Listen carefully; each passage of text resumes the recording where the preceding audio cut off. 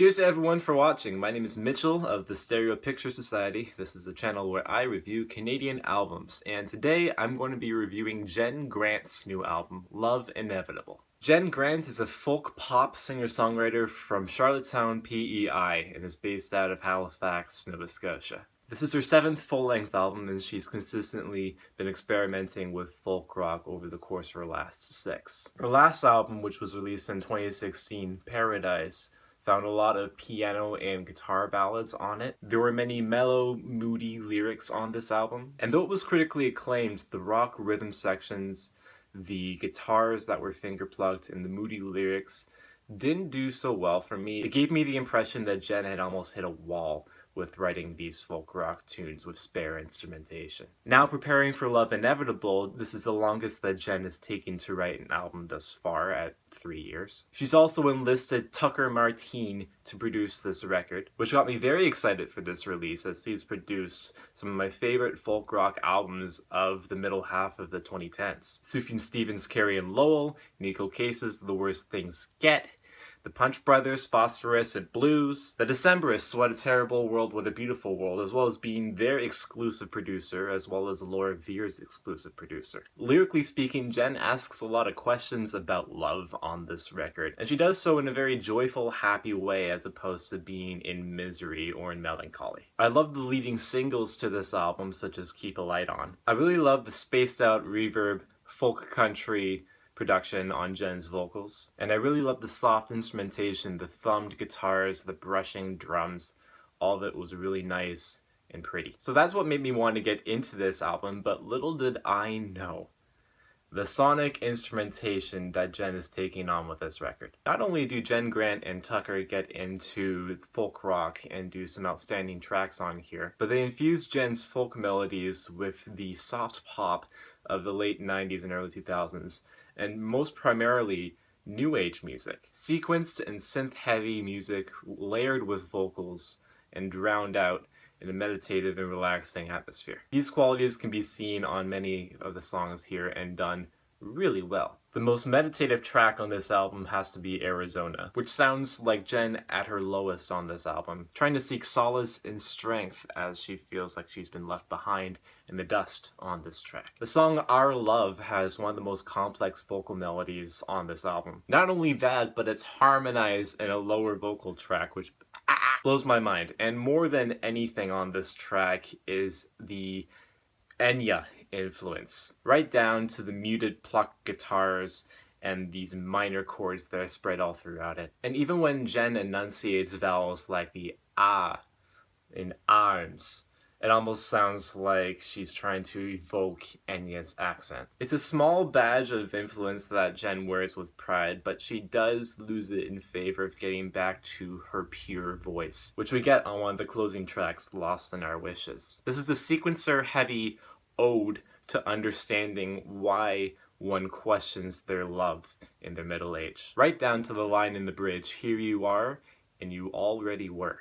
There's a great droning, meditative synth sequence to close out this track too. And for the most part, I think this experimentation goes off really well. There's still a lot of folk rock on this track too. The opening track, Raven, is lovely and wonderful. And as soon as I listened to Raven for the first time, I knew the mixing on this album would be incredible. There is so much going on with this track. There's so many vocal harmonies, so much layering, lots of guitars, lots of synths. And you still hear Jenn stand out with her great vocal performance that flutters in her head voice like a raven. All of these soaring guitars and synth sounds like these vocal harmonies are just riding them like birds in this night sky as Jenn sings prose of trying to let go. I also love the song Bird at Midnight, which is a guitar-driven track played in C that kind of evokes the first few Broken Social Scene records. I love Jenn's vocal melody, especially at the chorus. It also sounds like this is the fullest realization of Jenn's song as far as production goes. For being in synths and sequencer land for so long, this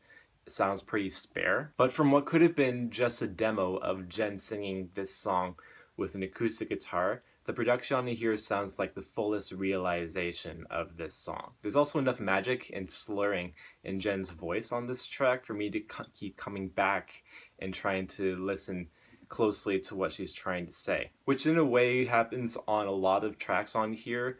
They are quite clear and her lyrics do shine through and everything, but she slurs them just enough to make it have some kind of essence, some magical quality that I want to keep coming back and listen to. I really like the balladry on the song Magic and Mistakes, which is this ode for letting go and being at peace when one's life ends. And I fucking love the keyboard harmonies on the bridge on this thing. There's this do do do do do do do do do do do do that happens on one side, and then there's a harmony on it that happens on the other, and it blows my mind. I love Jenn's vocals on the chorus of this thing where she goes, let me go, let me go.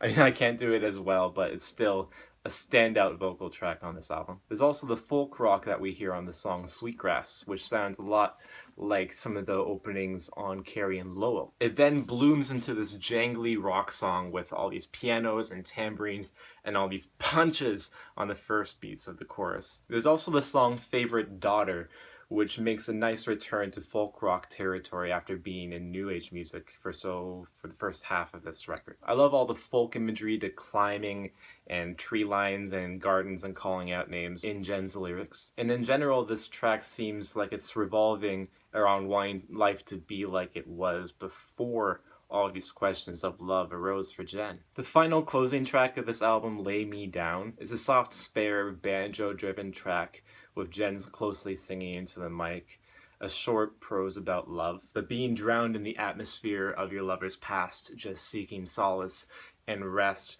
from asking all these questions. There's also this fun Atlantic radio skit for one of Jenn's concerts in the area that closes the album off and makes it kind of nice, light, and fun, and it's like it's trying to make listeners remember where this artist came from. Overall, there's barely any complaints that I have with this album. If it's one big one, it's got to be the organization, but it was okay because I felt like the lyrical meditations that Jenn is going through on this album is a nice plot line to follow as you're going through it. So yeah, if you're a folk rock guru, if you write your own songs, you don't want to miss this record. I think the combining of genres on this thing is incredible and something that I haven't heard of yet in folk rock. And I'm really excited to see where this record goes for Jenn. I am loving this album. I'm feeling a strong 8 to a light 9 on this thing. So if you liked my review, check out some more on my channel, hit the like,